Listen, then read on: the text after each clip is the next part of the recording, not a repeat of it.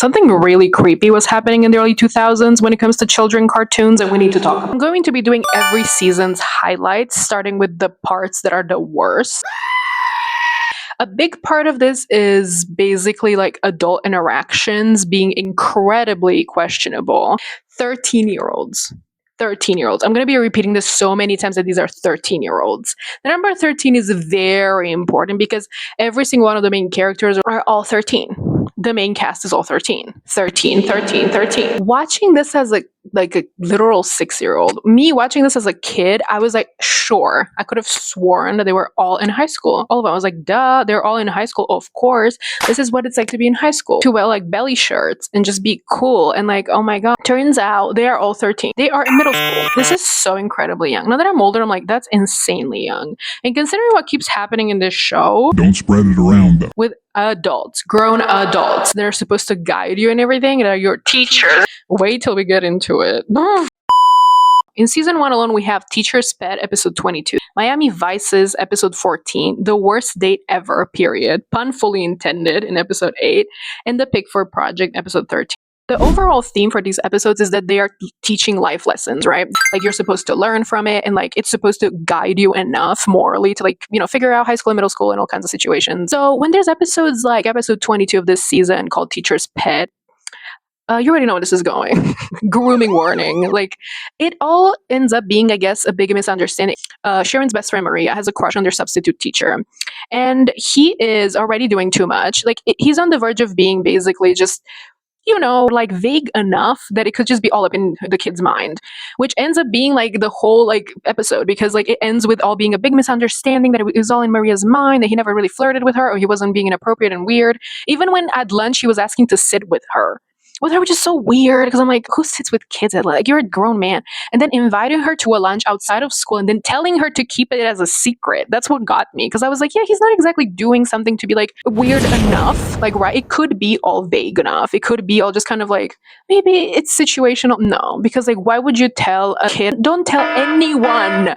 Don't tell anyone is crazy to a 13-year-old. I'm like, because what is the intention there from a grown man that's asking you to do something outside of school that is supposed to be your teacher? That is your teacher. And she's like, she's so into this. And when she brings it up to Sharon, Sharon's like, for a second, she's really excited. And she talks to her brother, and her brother's like, that is so fucking weird. She's like, why would he do that? Like, mind you, he's the only person that thinks that's weird. And he's a child too, because he's 16 years old. So he's like, that's weird. And if he's into that, that's even like, what? Like, no, that's so inappropriate. It's like, and then Sharon brings it up to Maria. So Maria's like, because she typically doesn't like anybody. Picky queen, love her. And Sharon's just like, that's weird. Don't you think that's weird? Like, he's a, and Maria's like, you're just jealous. Because like, what? Just jealousy. And that's the thing, like, it's framed as that. Ends up with Maria going to this like meetup, and ended up being some sort of like study group where he selected like the best people to be working on, I don't know what, to the fanciest restaurant in town, mind you.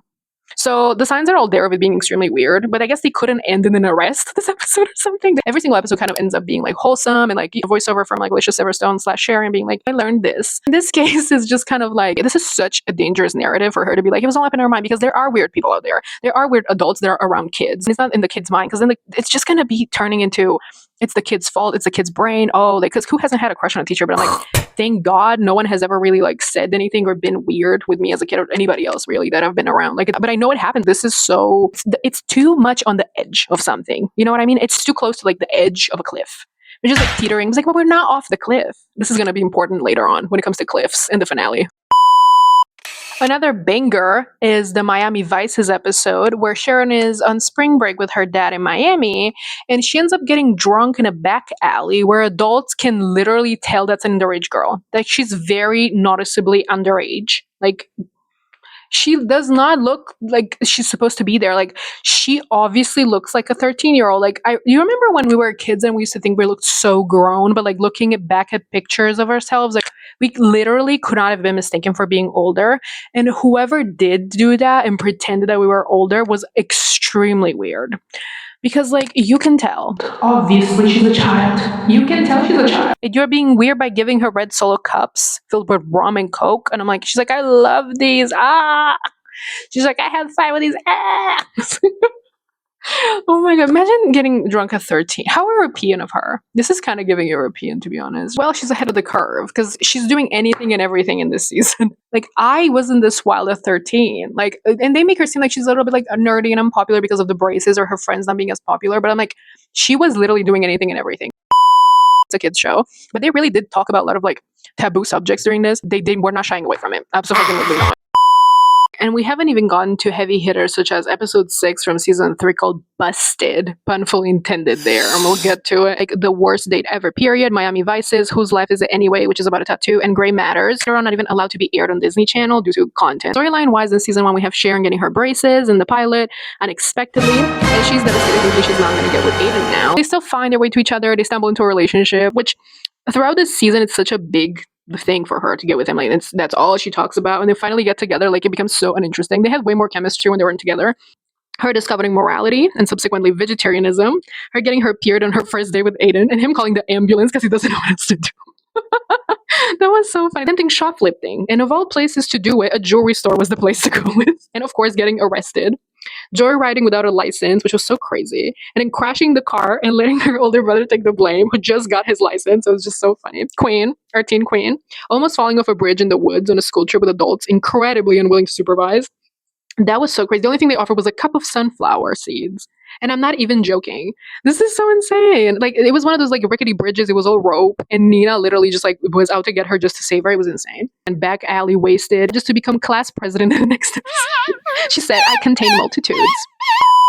Advocating fiercely for a tattoo just to get her ears pierced in the end.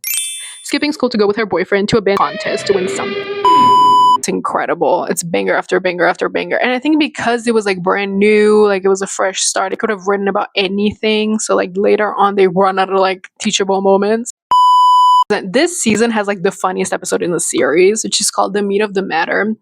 This, like, all you need to see, I'm going to show clips of this because this is absolutely insane. For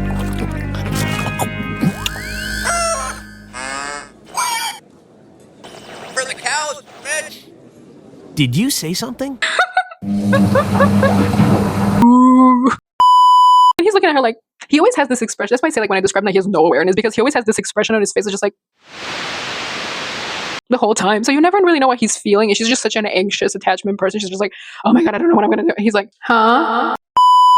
He was really cool though in the period episode, because aside from calling the ambulance and she has such an embarrassing moment with sanitary napkins to last a few days.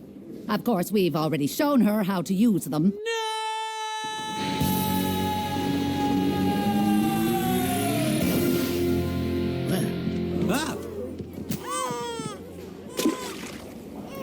Like, it really has such slapstick moments in the show. It's like incredible.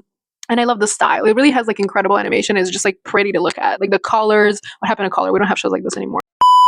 This is her working at a meatpacking plant because Aiden's working there. This was before they got together. So she's like, I have to be close to him now. And she gets a job there. And basically, like, there's like walkie-talkie reception radio things going on. And in the middle of lunch, she starts picking up like signals from like the nearby, like, I guess, chopping spot, for lack of a better term, where like the cattle is about to be like, you know. If you've ever seen the show, especially this episode, like, go watch this episode right now. It's literally free on YouTube. The Meat of the Matter. And this is what turns her into a vegetarian.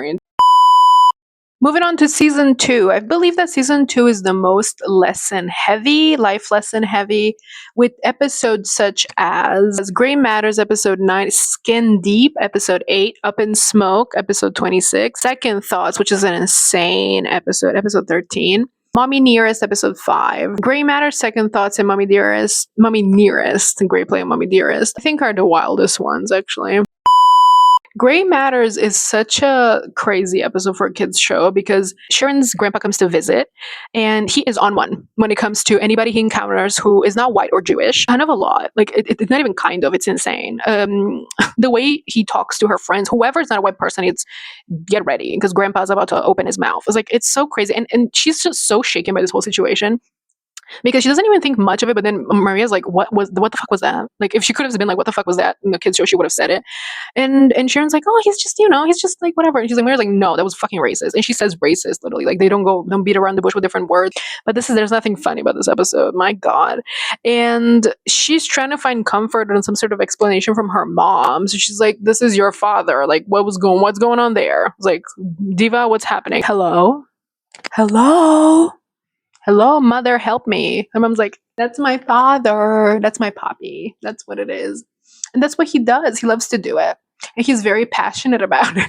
And Cher's just literally like, oh my fucking God. She's like, what do you mean? Like, he's literally like, he said all these fucking things to Maria. He was talking about stereotypes about Chinese people. Her friend who was Arab, like, he was just saying fucking anything to him. He was literally a child too. He's a little bit older than Maria, but he's like still a kid. He's like, what, 16 or something?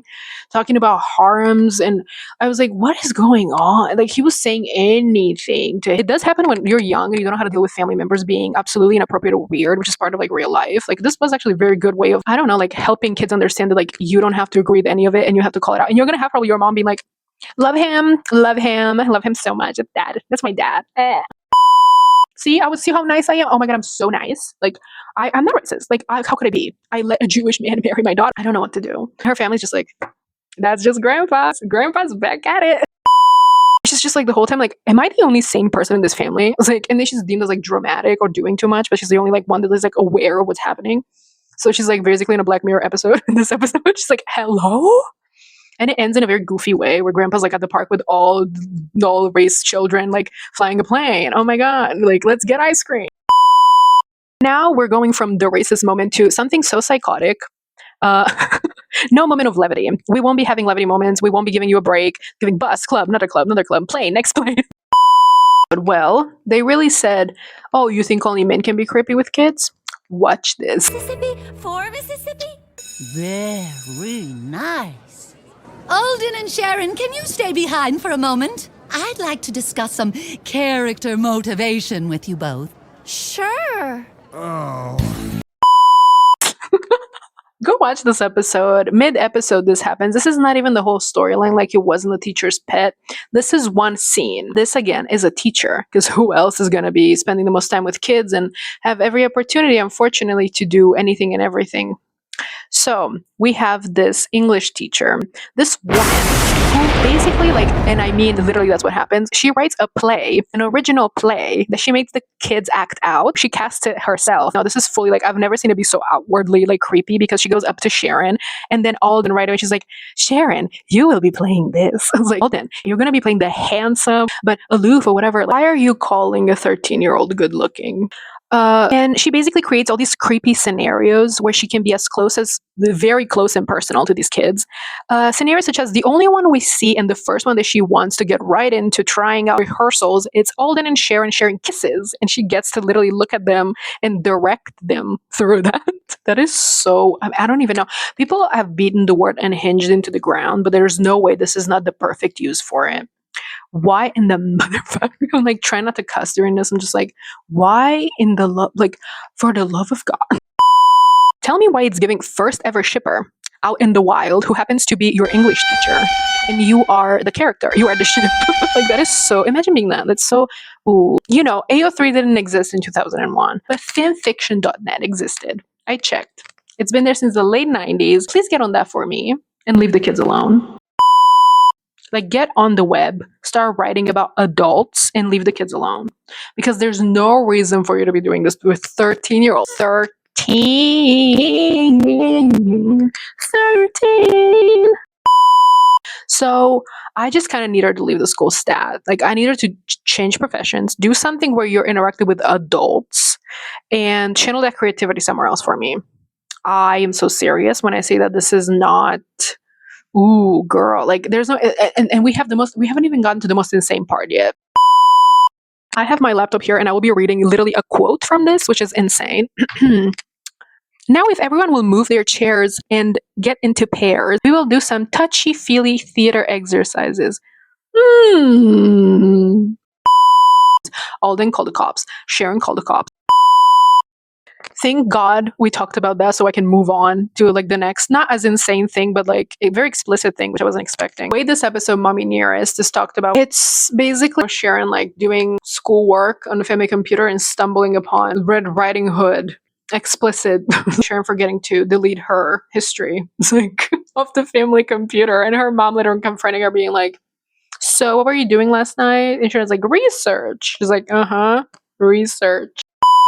That's definitely something that you wouldn't find in other kids shows at the time. So this is unique in its genre. But that would have flown over my head. I would have not gotten that, like as a 6-year-old watching this, which is crazy looking back. How some of these topics are like, I would have not known even what grooming was. Like I would have not understood that the teacher was like, because like the teacher was the prior episode was shipping them, I suppose, which I was doing too, right? At 6 years, I'm like, yeah, I want them together, but I'm like, that's a grown adult, and I would have not known the difference to be like, she's excited to see them together. Mind you, at the time they were broken up, so like I don't know what she's doing. The moral for this season is Sharon starting high school, turning 14, having such a sad birthday, which she was convinced, poor thing, that she was about to get like a surprise birthday party, and no one, not even her parents, no one threw anything. So she's alone at midnight, like, so sad. Being a slave worker with the worst boss in history at the laundromat juice bar combo place. The 2000s juice bar obsession needs to be brought back. Sharon breaks up with Alden and as a response becomes Gossip Girl before Gossip Girl was a thing, but not evil. Turns into a teen reality TV star and thrives. Deals with the pressure of crash diets and tries modeling. She then protests against fur and animal cruelty. She holds the house down for a week while her mom is away in Hawaii on vacation, but also throws a huge party at the end of that week. Duality queen. She has become a temporary parent to a loud-ass plastic baby that can only be stopped with the use of keys. And she's summer vacations in Rome with a side of summer romance. Next, she starts her own girl band to defeat the male egos around her. Then smokes her first cigarette in a back alley surrounded by garbage and apparently CCTV cameras. Absolute legend. Now we have the final season of the show, the third season, where we lose Alicia Silverstone, unfortunately. Josh! She had to go. She had to Serena Vender go. Alicia Silverstone's voice is so expressive and dramatic, you just can't beat excellence. For this season is basically filler, because they've been teaching lessons for like 2 full seasons, 54 episodes of lessons. The storylines here are just kind of like, there's this episode that is just like so goofy. They really said make it goofy and chaotic and we can make do. And that's what they did, and I guess it worked enough for the first half. The second half is just very like, You can skip it. You don't have to watch it, but I had to. Because again, I watched every single episode of the show for you, so you're welcome. highlights of the season are Busted episode 6, all about Sharon episode 22, Remember When episode 4, which is such peak messiness. Then we have Game Setup Match episode 8. With the most dramatic episode, Busted, which is so slapstick and insane, and in a way it being so dramatic and literally cartoonish. This is a cartoon, but it's been pretty much on the, like, it has a pace and a balance to it, but this is all is out the window. I guess it's supposed to capture the feeling of like dealing with body changes, which is like, I guess, relatable to every child. In this case, she wants to be more curvy and it's just not happening in certain areas. So she goes to the mall, tries to have different clothes. This all starts from her not getting special treatment when she goes to the movies. Like, she could not get into a movie because, like, that's the show ID now, because, like, she won't be let into, like, PG-13 movies because they think she's, like, not even barely 13. She's like, I cannot believe they won't let me in. Oh my God. So she's basically just like, look at them. What do they have that I don't? Boobs. I just need boobs to solve everything. Having boobs. Oh, I wish that was true. We get another wonderful interaction with an adult at the mall where, unprompted, because the clothes apparently don't fit right, shows her this inflatable bra. I can't. And it's called the Enhancer 3000. And these are the selling points. This is a quote again. I'm going to go with quotes because I had to take this down. A lot of girls don't want breasts during the day, but for the evening fashions, they're great to have. There's like a scene of her walking down the mall being like, oh, wow, it has AA battery, convertible to European voltage. That's another selling point. And the final selling point, it has internet access. The concept of a bra having internet access. The general reaction to this is like, unfortunately for me, like, I thought it was exaggerated, but looking back, I don't know if it is or it's more like conceptually what it feels like to have to deal with men and boys once you start developing physically. It's pretty accurate, unfortunately. So it's just getting like a little too much. Ooh, I gotta go. And this all takes place around, it all culminates into her attending this concert just to show off her new purchase. And because the remote gets pushed someplace, it gets crushed under the weight of something. And it literally, the bra pops. Like, one of the breasts pops. At first, like, it starts inflating so crazy that it basically looks like a hot air balloon. And I'm not exaggerating. Hands clip right now. Boom. Then it just pops. And then she's just like in the most humiliating situation ever, having to leave there. And people are just looking, she has nothing to cover up with. And yeah, that's basically it. Next episode, it's very much like a single white female situation, kids version. This episode is called All About Sharon, and there's a new girl in town who's just trying to make friends, and Sharon's like, oh my god, I'll be your friend, absolutely. And the next thing you know, in the next couple of days, after this girl being like her hip the whole time, she shows up one school morning with like bleach blonde hair, the same exact outfit as her, and the same hair clips, the same shoes, same shoelaces, whatever. Sharon got creeped out. She just pointed it out. She's like, I just think you should get like other friends. You should go see the other people. We should see other people. She's like, and the girl is like kind of like in a weird, I don't know if it's a reference to single white female when it comes to the dialogue too, because she goes, are you breaking up with me? Why is it implying this was a relationship? It's not. It's just weird. Next time we see her though, she's with Nina, flaming red hair and the same purple outfit that Nina wears. Then we have the messiest episode, I believe, of the whole series now, which is, it was such a peak moment. I thought they were going to keep it messy for the rest of the show, but no, this is again in the first half. Our wonderful Aiden, clueless king, he gets hit in the head by a hockey puck. He gets hit in the head by a hockey puck and he gets amnesia. He's in the hospital and his friends come to see him, and basically he doesn't remember anything except his girlfriend, his ex-girlfriend Sharon. He believes that he's still dating Sharon, and the doctor says to play along with whatever is going on in Aiden's mind because it would just shook him up too much. He would have too much of a neurological reaction, so she just kind of has to play along. But they've been broken up for like a while now, and he's had a serious girlfriend for like a while. And Marla's just so sweet. She was the one that called out the weird creepy teacher and was like, you know, just let him do it. Go ahead, Sharon, it's fine. And he's just like, he's never been more of a better boyfriend than now, which is so funny to me that they said, let's make him the best, most attentive, sweetest boyfriend he's never been with Sharon. He's doing too much. At one point, she's walking away and he's like, I love you. She's like, what did you say? He's like, you're my girlfriend and I love you. And within seconds, like his memory comes back and he's like, oh my God. Hi, honey. My bad. Never mind, Sharon, my bad. Forgot, my bad. I know they were laughing it up in the writer's room. We're gonna stress the kids out this season. We're gonna stress the kids out in this episode. This season, we have Sharon basically becoming the school sports team psychologist. No, she doesn't get paid to listen to men's problems, unfortunately. She tries ballet and clown school at the same exact time. And no, I'm not making this up. This is like one of those ridiculous episodes. She tries out poetry and she finds out she's like incredible at it. Then learns about alternative ways of living, which implies copying whatever her hippie teacher does. And honestly, it's all great and liberating for her, but she's not unashamed enough to not care about other people's opinions. So this is her teacher, but secretly adores her. Then she gets stood up on prom night by a famous pop star that was supposed to take her. Hey, at least he sent a limo. Stands up to a hunting organization, one of the many animal quests that she has throughout the seasons, and works at basically medieval nights along her side, her dad, who is literally the singing jester. Oh, how the mighty have fallen from rockstar to jester, which is not really the issue with him. It's more from deadbeat dad to like even more of deadbeat dad with Richard. Also, what kind of rockstar name is Richard? She basically then dates a younger boy and finds out she's very judgmental about that. He was only a few years younger than her, but he was literally perfect. So like it's interesting to see like from a female male perspective, like who gets to be older and like fine with it. Then takes the lady's cats away from her for her own good. She then becomes assistant director with Maria, being the director, in her ex-boyfriend's band for their music video. And unfortunately, or fortunately, depends who you ask, she gets back with Aiden during summer camp while he's confessing his love for her in a very underwhelming way, which is typical of him. And on top of that, on the side of a cliff, and she's threatened and falls off the water. Then she's like literally like scared of the situation, steps back and falls off the fucking cliff in the water. Isn't that so romantic? That's the season finale of the whole series. That is literally it. Love. Amazing. We got them back together. Was it worth it? Let me work it. This was such a throwback. If you enjoyed this video, leave a like, subscribe to my channel, and let me know in the comments if there's another nostalgic show from the same era, 2000s, early 2000s, that you'd like me to cover. And that's it. Thanks for watching. Bye!